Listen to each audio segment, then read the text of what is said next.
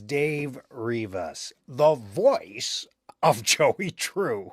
Thanks so much for reaching out. It's always fun to answer some questions and do podcasts and things like that. So let's get right into it. See, question number one. What were your favorite lines of Joey's? It can be from either game. Well, that's a good question. That's a great question. Favorite lines for Dark Revival. I know when we were recording, I would get into the Joey voice a lot of times by just saying, "Oh, Audrey," or something like that. What else? In the game, when watching the game, I like when Joey appears. And when he says, "I believe there's something special in all of us," it's like a great line, and it's how I sign a lot of my prints and stuff like that. I really like that line. But interestingly enough, one of my favorite Joey lines is one that I didn't even record. It was the Believe speech that David Eddings recorded in the first one when he talks about there's nothing wrong with dreaming. Believe can make you succeed. Believe can make you rich. Believe can make you powerful. That one. I love that line. It's really well written, but I also love it because when I originally auditioned to be the next voice of Joey, that's the speech I used for reference, and they may have sent that to me, asking me to do it for them. But what I love about that speech is that it has all the rhythms of Joey. Joey is kind of a harsh businessman, and he's kind of he speaks down in here when he's talking business, or from the sense I get. But when he talks, sometimes he goes up into the rafters. He kind of hits the ceiling with his voice. And then at some point, I don't know if you know who Jimmy Stewart was. He was a great, wonderful actor in the golden age of Hollywood. But he like Jimmy Stewart, Joey Drew, and like Walt Disney, Joey Drew is also a dreamer. And he just kind of, you can hear that he's drifting off sometimes when he speaks. I believe in the very last word in that speech, he says something. Now that is a beautiful and positively silly thought. You can kind of hear him going off on that part, and I just love that. I love that. So interestingly, one of my favorite lines is a Joey line, but I wasn't the Joey who voiced that Joey line. There's nothing wrong with dreaming. Wishing for the impossible is just human nature. That's how I got started. Just a pencil and a dream. We all want everything, without even having to lift a finger.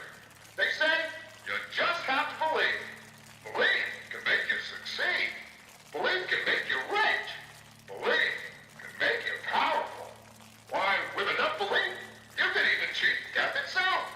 Now that is a beautiful and positively silly thought. Did you know anything about the game before your part? I don't think I did.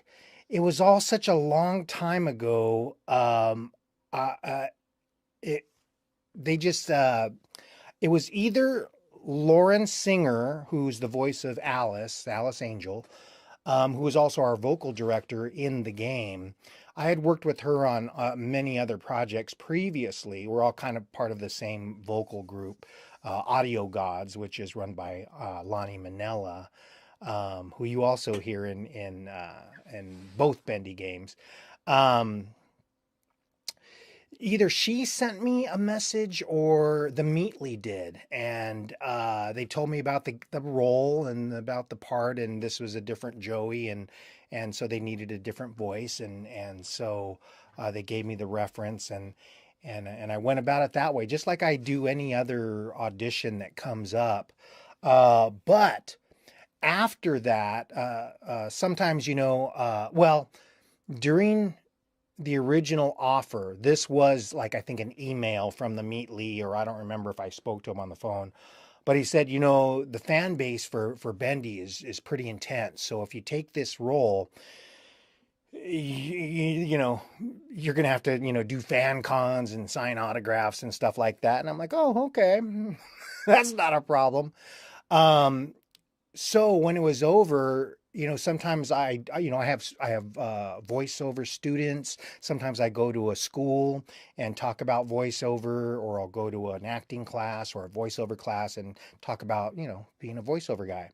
And and when I'm introducing myself, I'll say, yeah, I do this, and I do a lot of video games. And somebody will always say, like, what game do you do? And I'll say, well, I do this, I do this. I'm the captain of, the Enterprise and Star Trek. I'm Frogger, I'm this and that. And whenever I would get to, when I would say Bendy and the Ink Machine, when I would just get about that far, people would go, Bendy, Bendy, Bendy, Bendy. No way, Bendy. And then they would be like, who are you? Who are you? And as soon as I would say, as soon as I got that far, people would start freaking out, going, Joey Drew? You're Joey Drew? No way. You're not Joey Drew, really? And so that's when, even before the game came out, before Dark Revival came out, when I was officially the next Joey, that's as far as I would get, and people were kind of freaking out. So I'm like, oh wow, this is kind of something. So I definitely looked into the game. I had been looking into the game already, but when I realized how big it was, and people were letting me know, like, oh my gosh, Bendy, and then oh my gosh, Joey, yeah, I really, really looked into it further. And it's my style of gameplay. I love that kind of gameplay. It has a great look to it, great storyline, and all the amazing characters. It's my kind of game, so I was really, really happy to be a part of it. You audition for the part, or did Meat Lee ask you? Yeah, I kind of covered that. I can't remember. It was so long ago. It was probably around like 2015 or 16 when I started getting involved.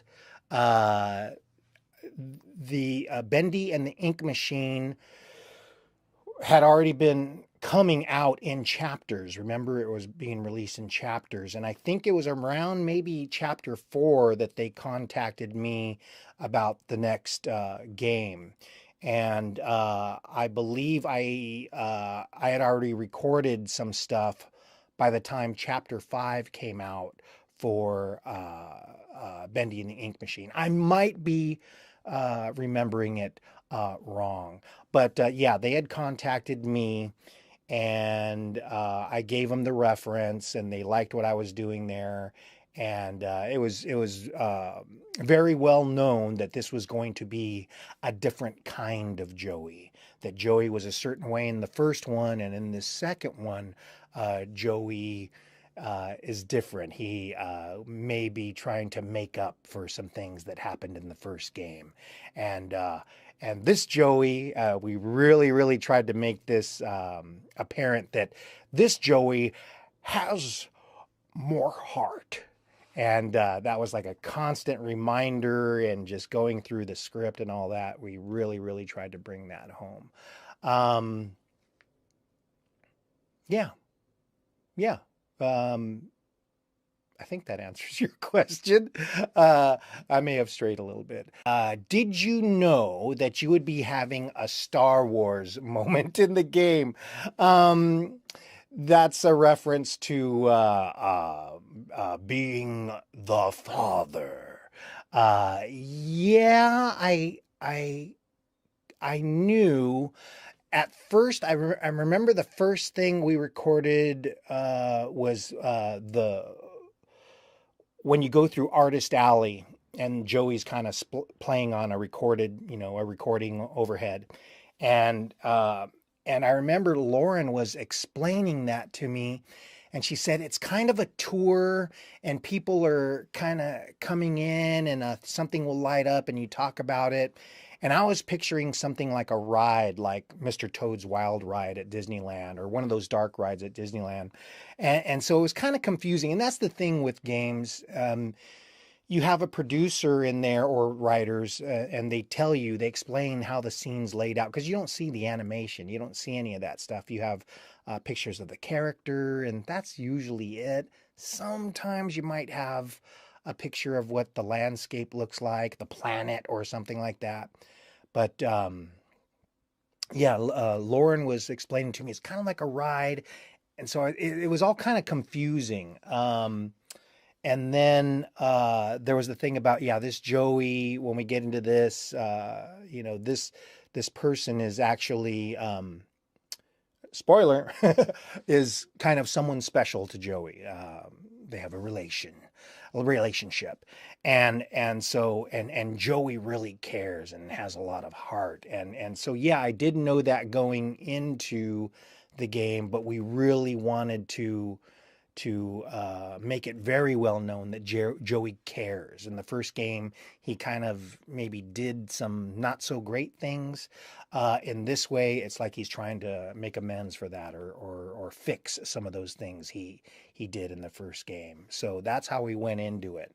And then, yeah, the final scenes of Dark Revival are very dramatic, and we went into that knowing that they were going to be very, very dramatic. Some intense, heartfelt emotions displayed, and then, of course, like some crushing pain and death and that type of thing.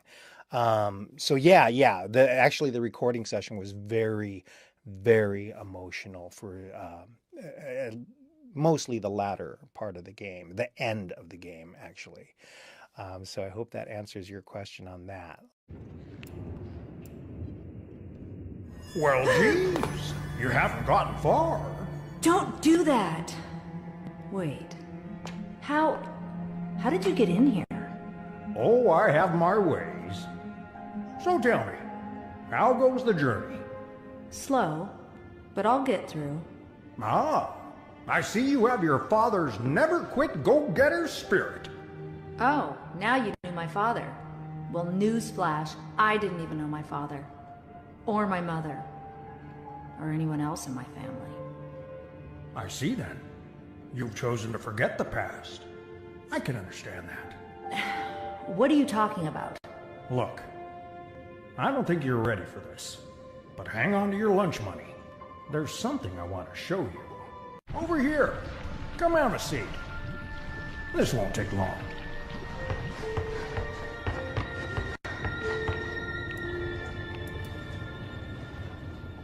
Where are we? A very old place. Full of memories. But never mind all that. There's a little story you need to hear. You ready? Here we go. Once upon a time, Audrey, there was a bitter old man who had lost just about everything. Joey. Right. The real Joe Drew. He blamed everyone but himself for his mistakes, but mostly he blamed his old business partner for abandoning their work years and years ago. A man by the name of Henry Stein, great artist and a good friend. In his anger, Joey used an evil machine to create another world. A world made of paper and ink, where he'd torment his own version of Henry forevermore. But one day, a miracle happened. An angel came into Joe's life, a young woman by the name of Allison Pendle. She didn't visit often, but when she did, she saw something good in Joey no one else could, including himself. Through their friendship, he began to see the world with better eyes. So one day, in Joey's cartoon cycle of hatred, he gave Henry an angel of his own to guide him when things were most dark, to always provide hope. It was then Joey decided to make something new, something he had always wanted but he could never have: a family. But not a cartoon one, something real. And after many, many tries, He created something that made him happier than he ever could have imagined. A wonderful, loving daughter. Bright, kind, almost human. He created you, Audrey. What? Are you crazy? Listen, I know it's a lot to believe. Who do you think you are? I wasn't born from some machine. I'm flesh and blood. I'm not some kind of ink monster. Just because we're born of darkness doesn't mean we belong to it. We're always free to choose, to believe what we want to believe. Take me back. Right now. I'm not listening to any more of your lies. Remember who you are, Audrey. Leave me alone!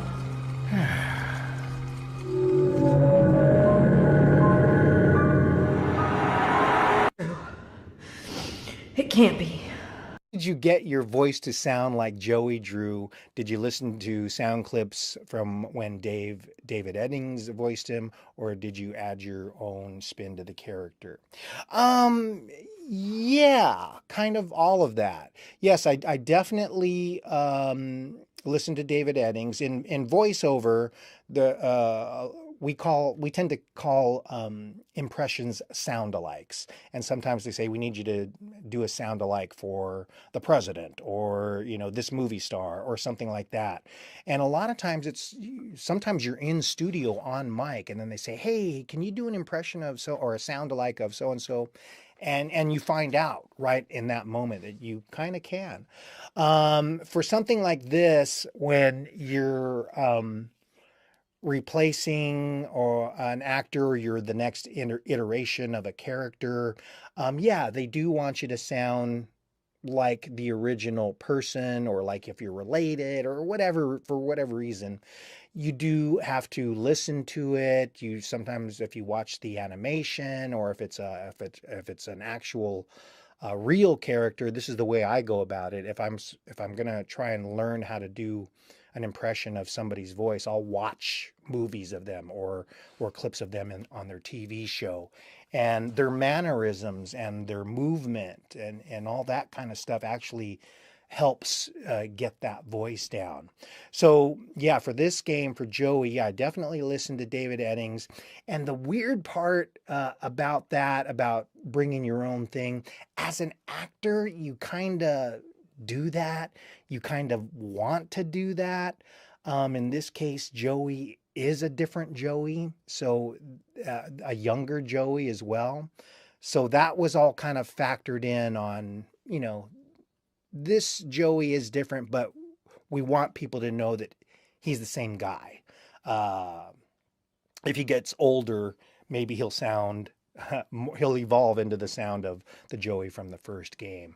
So yeah, that's a great question. As an actor, even if you're understudying somebody in a play, as an actor, you want to bring your own thing, but you have to pay attention to what the other actor that was doing the role did, so you don't kind of mess everybody else up, or in this case, the people that are playing the game, or what fans have come to know and love and hate about Joey Drew. So yeah, that's a great question, and I'm glad I got it. I'm glad I got it down enough to carry the Joey torch. Did anyone tell you Joey Drew's character looks like J. Jonah Jameson from Peter Parker's boss from Spider-Man? Yeah, I thought that immediately. Well, especially the younger Joey, my memory Joey version. Yeah, he really, really does. Peter Parker, J. Jonah Jameson, strangely enough, is another one of those characters that you love to hate. I've been a huge Spider-Man fan my entire life, and I've always loved to hate J. Jonah Jameson. I wish he would go away and stop doing what he does, but you kind of need him, to move the plot along, or to continue the frustration of Peter Parker and Spider-Man. And Joey, yeah, people love to hate him. And it would be nice if he would go away. But if we didn't have Joey, we wouldn't have any of this. We wouldn't have Bendy or or all the problems therein. Yeah, he looks just like him, and we'll see what happens when in future games, if there is more versions of Joey, what that looks like. I would like to see like a even younger Joey, to see what he looked like when he was starting out in the studio. Take this opportunity to thank you for your support and all the fans in the fandom listening and watching this. Thank you so much. Thank you so much. I've said this before and I'll say it again. I've been a voice actor for a very long time, for about 26 years, and I do a little bit of everything. I do TV and radio commercials. I do messages on hold, e-learning, all kinds of stuff. And a lot of video games over the years. And I've had fans for some of my video game characters, but nothing even comes close to the response I've had playing the voice of Joey Drew. It's just been amazing. And I love every minute of it. I love meeting the fans when I go to fan cons and interacting with my fellow voice actors from the game when we do our streams and stuff like that.